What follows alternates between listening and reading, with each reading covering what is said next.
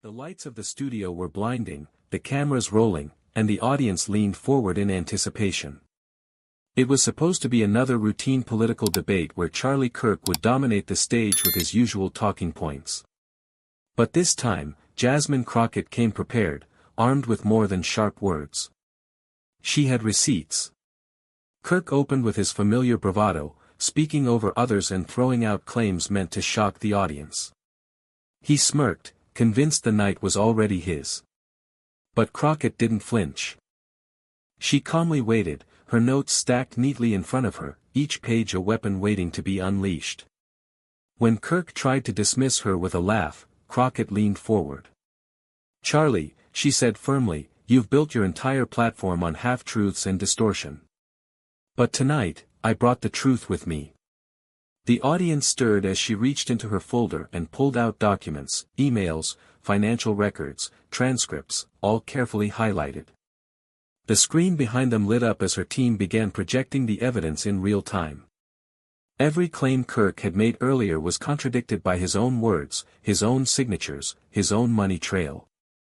Kirk's face froze. He tried to interrupt, but every time he opened his mouth, Crockett countered with another receipt. "You said this," she stated, pointing at the large screen. "But here's what you signed just weeks later. You told your followers one thing, but your own financial disclosures say the opposite." The audience erupted with gasps, murmurs, and even laughter. Kirk's usual confidence crumbled into visible panic. His attempts to dismiss her as dramatic only made things worse, because Crockett didn't raise her voice, didn't lose control. She spoke with precision, each fact another nail in the coffin of his credibility. Finally, with nowhere left to run, Kirk sat back, silent, his face drained of color. The once cocky commentator had no comeback. The moderator tried to pivot, but the damage was done. Crockett had not just won the debate, she had ended his performance, live, in front of millions. Clips of the moment exploded online within minutes. Hashtags trended. Headlines screamed. Viewers around the country replayed the footage, marveling at how quickly Crockett dismantled years of Kirk's carefully crafted persona. By the time the broadcast ended, one truth was undeniable: Charlie Kirk's career wasn't just bruised. It was over. And it happened in seconds, all because Jasmine Crockett came with the receipts. The studio was still buzzing from the shock of Crockett's receipts. The audience, half in disbelief and half in awe, couldn't stop whispering. Some even stood up, phones in hand, recording the historic exchange. Kirk adjusted his tie nervously, trying to regain composure. "I don't know where you got those," he muttered, forcing a smile that looked more like a grimace. Crockett raised an eyebrow. "Straight from your own filings, Charlie. Public records don't lie." Her words cut through the air like a blade. The moderator, sensing tension, tried to steer the debate back on track. But Crockett wasn't finished. She flipped to another page, holding it up for the cameras. "You claim to fight for transparency, but you've been hiding this. Should I read it out loud, or will you finally admit it?" The crowd roared with anticipation. Kirk's eyes darted between the documents and the camera lens, as if searching for an escape route. His trademark confidence was gone, replaced by the unmistakable look of a man cornered. And then Crockett delivered the line that sent chills through the room. "You've been building a career on smoke and mirrors. Tonight, the smoke clears." The silence afterward was deafening. Even Kirk's supporters in the audience struggled to clap back. Everyone knew the receipt spoke louder than his words ever could. The moment the debate ended, the internet lit up like wildfire. Clips of Crockett holding up the receipt spread across every platform within minutes. TikTok loops showed Kirk's stunned face on repeat, while Twitter flooded with captions like, "Career ended in real time," and "Receipts don't lie." News outlets rushed to cover the exchange. Headlines blared, "Crockett exposes Kirk live on air," and "Debate turns into Kirk's worst nightmare." Even late-night hosts began drafting monologues before the broadcast had officially wrapped. Back in the studio, Crockett was swarmed by reporters eager for a statement. Calm and composed, she simply said, "I came here with facts. The rest speaks for itself." That single sentence became the quote of the night. Meanwhile, Kirk avoided the cameras, slipping out through a side exit. But there was no hiding from the fallout. His phone buzzed non-stop, donors pulling support, colleagues distancing themselves, even former allies refusing to defend him. The very network that had once given him a platform now questioned whether he would ever return. For Crockett, it was a defining moment. She hadn't just won a debate, she had rewritten the narrative. And for Kirk, it was the beginning of a career collapse that played out in full view of the world. By the next morning, the damage had already multiplied. Kirk's closest advisors held an emergency conference call, voices tense and panicked. They had built his image around confidence and certainty, but Crockett's receipts had cracked it wide open. One aide bluntly told him, "Charlie, this isn't just bad press, this is catastrophic. Sponsors are pulling ads, and 3 events have already cancelled." Kirk tried to brush it off. "It'll blow over," he insisted, pacing his office. But even as he spoke, his phone buzzed with another notification: a major donor had officially cut ties. Meanwhile, Crockett appeared on morning shows, not with gloating, but with calm authority. She repeated the same message: "The facts are out there. If people want to debate, they should come prepared with truth, not spin." Her measured tone only amplified the contrast between her composure and Kirk's unraveling image. Commentators across the political spectrum noted the shift. For years, Kirk had been untouchable in his echo chamber. Now, the fortress was crumbling, and it was Crockett who had struck the first decisive blow. The hashtag receipts versus rhetoric trended for hours, turning into a rallying cry.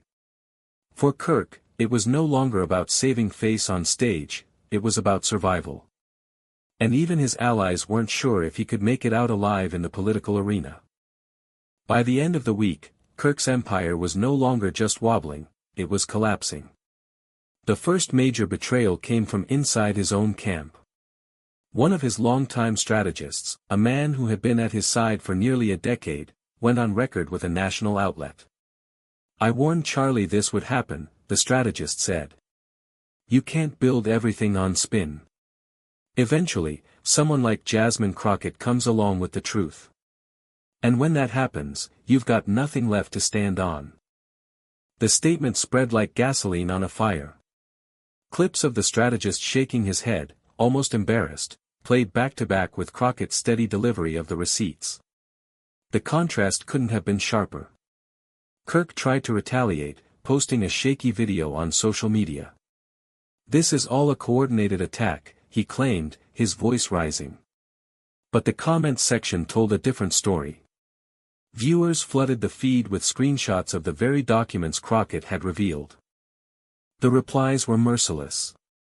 "That's your signature, Charlie. Facts aren't attacks. Receipts end careers." Meanwhile, Crockett stayed quiet, letting the storm speak for itself. Her silence was strategic, it left the spotlight squarely on Kirk, who now looked like a man battling not just critics, but his own shadow. The once untouchable figure was now being abandoned by those who had built his brand. And every defection, every public crack in his circle, only confirmed what the world had already seen: Jasmine Crockett hadn't just embarrassed him, she had exposed the foundation of his career as hollow. Within days, the shift was undeniable. Major media outlets that once welcomed Kirk as a regular guest began to distance themselves. Networks quietly pulled upcoming appearances, citing schedule changes, but everyone knew the truth: he had become toxic. Anchors who previously nodded along with his talking points now dissected his credibility on air. One commentator bluntly declared, "When Jasmine Crockett brought those receipts, she didn't just win a debate, she rewrote the entire narrative around Charlie Kirk." Clips of his past statements were replayed in endless loops, each one contrasted with the evidence Crockett revealed. The more viewers watched, the clearer the pattern became: the contradictions weren't isolated slip-ups, they were systemic. Sponsors followed suit. Contracts were reviewed, partnerships quietly dissolved. Kirk's team issued press releases claiming he was being unfairly targeted, but the narrative had slipped out of their control. Every attempt to fight back only fueled the fire. Meanwhile, Crockett's stock skyrocketed. She appeared on respected primetime interviews, praised for her precision and calm delivery under pressure.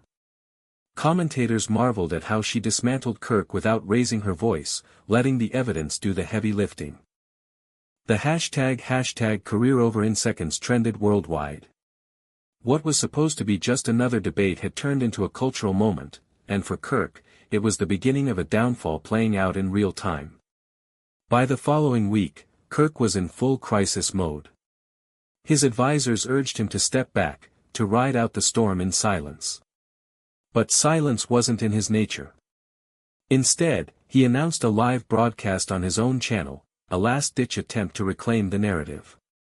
The announcement drew millions of views, but not for the reasons he hoped. Viewers tuned in, curious to see how he would respond after being dismantled so completely by Crockett's receipts. Kirk opened with fiery rhetoric, accusing Crockett of staging a hit job and calling the documents out of context. His tone was aggressive, almost frantic. He waved papers in the air, but they weren't evidence, they were old notes, sound bites, anything to fill the silence. The comments section was brutal. "Where are your receipts, Charlie? All caps doesn't beat hard facts. This is embarrassing." And then came the worst blow. Mid-broadcast, a caller from his own audience confronted him live, reading word for word from one of Crockett's documents. The studio went silent as Kirk fumbled for an answer. He stuttered, denied, then changed the subject, but the damage was done. Clips of the meltdown went viral within hours. Even sympathetic outlets had no choice but to cover it, labeling the attempt a disaster. What was meant to be a comeback turned into confirmation of everything Crockett had revealed. Kirk had gambled on a desperate move, but instead, he handed his critics the proof they needed. Without spin, without distraction, he had nothing. After Kirk's disastrous broadcast, the media clamored for Crockett's reaction. For 2 days, she stayed silent, letting the chaos swirl around him unchecked. When she finally spoke, it wasn't in a flashy press conference, it was a short, direct interview clip that instantly went viral. She smiled calmly at the reporter and said, "I don't need to argue with Charlie Kirk. His own words already did the job. The public deserves honesty, and I simply put the truth in front of them." That single line was clipped, captioned, and replayed millions of times. Commentators praised her discipline. While Kirk was spiraling on camera, Crockett was steady, unbothered, and entirely in control. Meanwhile, late-night hosts mocked Kirk's failed live stream. Memes flooded the internet, showing him drowning in receipts while Crockett sipped coffee, unshaken. The symbolism was impossible to miss. She had exposed him, and he had destroyed himself trying to fight back. Political analysts declared it the turning point. "You don't come back from this," one veteran strategist said. "When your opponent makes the knockout move, and you confirm it with your own meltdown, that's career-ending." The phrase, "receipts don't lie," became a trending slogan, printed on t-shirts and shared in countless posts. For Crockett, it was a defining moment of power. For Kirk, it was the point of no return. The weeks that followed were nothing short of brutal for Charlie Kirk. What started as an embarrassing debate loss quickly spiraled into a full-scale collapse of his professional world. First came the speaking tour cancellations. Venues quietly pulled the plug, citing logistical issues, but insiders admitted the truth: ticket sales had plummeted. Audiences no longer wanted to see a man whose credibility had been shredded on live television. Next were the contracts. Publishers who had once courted him for book deals backed out. Podcasts that featured him regularly stopped sending invites. Even his own organization faced an exodus of donors, their money drying up overnight. And the betrayals didn't stop. Allies who once stood shoulder to shoulder with him began distancing themselves. Some scrubbed old photos with him from their social media pages. Others went further, giving interviews where they subtly admitted Crockett had been right all along. The harshest blow came when one of his oldest financial backers released a statement. "We believe in supporting leaders who stand on integrity." Unfortunately, Charlie Kirk no longer fits that standard. It was the kind of public break that could end a career permanently. Meanwhile, Crockett didn't need to gloat. Her silence spoke louder than any victory lap ever could. She had delivered the receipts once, and the ripple effects were still demolishing Kirk's empire piece by piece. Every headline, every trending hashtag, every cancelled appearance made it clear, this wasn't just a stumble, it was a downfall. And Jasmine Crockett's precision had set it all in motion. Desperation finally drove Charlie Kirk to announce a comeback rally. He framed it as a chance to prove he was still standing strong, inviting his most loyal supporters to pack a mid-sized auditorium. But the atmosphere wasn't what he hoped. The room, half full at best, buzzed with uncertainty rather than excitement. Even before he took the stage, cameras panned across rows of empty seats, a visual that told its own story. Kirk stormed onto the stage, trying to project energy. He spoke louder than usual, pacing frantically as he railed against the smear machine and accused Crockett of plotting against him. But the passion felt forced, the confidence cracked. His voice wavered at moments, and his hands shook slightly as he gripped the podium. Then came the moment that sealed the rally's fate. A protester stood up mid-speech and shouted, "Where are your receipts, Charlie?" The crowd gasped, and within seconds, dozens of phones were raised, recording the confrontation. Kirk tried to laugh it off, but the interruption spread online faster than his speech. By the time the rally ended, clips of the protesters' line had gone viral, overshadowing everything else. Headlines declared, "Kirk's comeback event ends in embarrassment." Meanwhile, Crockett said nothing. She didn't need to. The silence, once again, was powerful. Every move Kirk made to claw back relevance only reminded the public of the night she dismantled him with facts. What was supposed to be a resurrection looked more like the final nail in the coffin. In the days after the failed rally, whispers inside political circles grew louder. Reporters began publishing anonymous quotes from people who once worked alongside Kirk. The pattern was unmistakable, his inner circle no longer believed in his survival. One insider told a major outlet, "It's over. You don't come back from what Crockett did. He can shout, he can rally, but the receipts are undeniable. The donors have vanished, the crowds are gone, and even his friends are embarrassed to be seen with him." Another strategist, who had defended Kirk publicly for years, quietly admitted to colleagues, "We hitched ourselves to the wrong star. Crockett didn't just beat him, she erased him." Behind the scenes, sponsors formally closed their books on him. Networks scrubbed his name from future programming schedules. Invitations to high-profile events disappeared, replaced with polite excuses that everyone knew were permanent. Meanwhile, Crockett's stature only grew. Her calm dismantling of Kirk had made her one of the most talked-about figures in the country. Commentators noted that while others fought with noise, she won with precision. The irony wasn't lost on observers. Kirk had built his career on being loud, but it was Crockett's quiet confidence and unshakable evidence that ended it. For the first time in years, even his staunchest allies had no rebuttal. Privately, they admitted what the public had already decided: Charlie Kirk's career wasn't just damaged. It was finished. Alone in his office late at night, Charlie Kirk stared at the glowing screen in front of him. His phone buzzed with silence now, no calls from allies, no texts from sponsors, just a few unread notifications from critics mocking his downfall. For the first time in years, the man who once thrived on constant attention sat in near total isolation. The rally hadn't saved him. The interviews hadn't helped. Every attempt to claw back his reputation only pushed him further into ridicule. He flipped through news channels, hoping to catch a glimmer of support, but all he saw were panels replaying Crockett's receipts alongside clips of his own frantic denials. The contrast was humiliating. Commentators spoke of him in the past tense, as though his career had already ended. Kirk leaned back in his chair, hands covering his face. How did it fall apart so fast? He muttered to himself. He knew the answer, though. Crockett hadn't shouted, hadn't insulted, hadn't played games. She had simply exposed him. And once the truth was out, there was no spinning it away. The realization hit him with crushing force. His empire had been built on noise, but it only took a few pages of evidence to tear it all down. For the first time, Kirk wasn't worried about his next event or his next headline. He was worried about something he had never faced before: irrelevance. As Kirk retreated into silence, Jasmine Crockett's influence surged.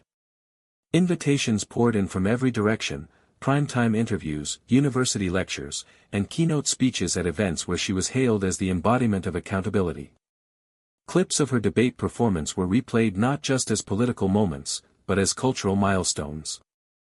Commentators described it as the night facts defeated noise. Students shared the video in classrooms, calling it a masterclass in composure. Meanwhile, Kirk's name all but vanished from mainstream media. Where he once dominated headlines, now he was a cautionary tale mentioned only in passing, the man who was undone by his own words. Crockett, however, chose humility. In one interview, she said, "This was never about me versus Charlie Kirk. It was about showing that truth still matters. If I did anything, I hope it reminded people to look beyond soundbites." That single quote resonated deeply. It painted her not as a gloating victor, but as a leader grounded in principle. Her approval soared, while Kirk's dwindled to near irrelevance. Memes still mocked him online, but fewer people even bothered to engage. Silence had replaced his once constant presence. The louder Crockett's star shined, the more invisible Kirk became. The narrative was complete: one career had risen, another had collapsed, and all it took was one night, one debate, and a stack of receipts. The final blow came quietly, almost unceremoniously. One of the last networks still giving Kirk airtime announced that his weekly segment was being retired. The statement was brief, but everyone knew what it meant: he no longer had a platform. For a man who built his entire persona on visibility, the silence was deafening. His team tried spinning it as a strategic step back, but insiders confirmed the truth: sponsors refused to support him, and producers saw him as dead weight. Meanwhile, Crockett's moment was no longer just trending, it was etched into the national conversation. Editorials in major newspapers praised her as the rare politician who fought misinformation with facts, not fury. Her debate performance was already being taught in communications courses as an example of how to dismantle an opponent with precision. Social media crowned her the clear victor. Hashtags like #ReceiptsMatter and #CrockettEffect trended globally. Clips of her calm dismantling of Kirk were translated into multiple languages, spreading far beyond American politics. Kirk, once loud and unshakable, now found himself silenced by the very thing he had underestimated: truth. The irony was impossible to ignore: he had mocked Crockett, spoken over her, dismissed her, but it was her patience and evidence that ended him. By the time the dust settled, the story was no longer about a debate. It was about a shift in power. Crockett had proven that facts could still cut through noise, and Kirk had become a relic of a political style that could no longer survive in the light. Months later, the debate was still remembered, not as a political exchange, but as a turning point. Commentators referred to it simply as the night of the receipts. In documentaries, analysts replayed the moment Crockett calmly held up the evidence, describing it as the instant when Charlie Kirk's career unraveled in front of millions. Kirk, once a constant figure on television and social media, had faded into obscurity. His speaking tours were gone, his contracts dissolved, and his loyal circle reduced to a handful of voices shouting into an empty echo chamber. To the public, he was no longer a force, just a cautionary tale of arrogance meeting accountability. Jasmine Crockett, however, soared. Her composure, her reliance on facts, and her refusal to be baited had elevated her beyond politics. She became a symbol of integrity, a reminder that truth, when wielded with discipline, could still cut through the loudest noise. In interviews, she remained humble. "I didn't set out to end anyone's career," she told one reporter. "I set out to show the truth. What people choose to do with that truth is up to them." But history had already chosen. Crockett's receipts didn't just win a debate, they shifted the balance of credibility in American politics. And Charlie Kirk's downfall wasn't just fast, it was final. One career had ended in seconds. Another had been defined forever.